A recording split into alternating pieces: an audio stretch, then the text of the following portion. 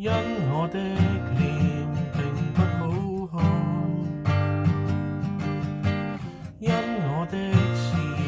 亦不好講，但願你能陪我遊一趟浪漫的巴士巷。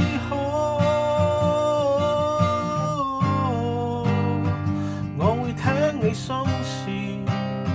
我知你想講，你心裏的計劃是離開香港，但未有勇氣去闖。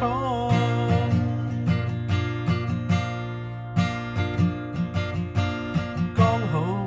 我想有一些釋放，剛好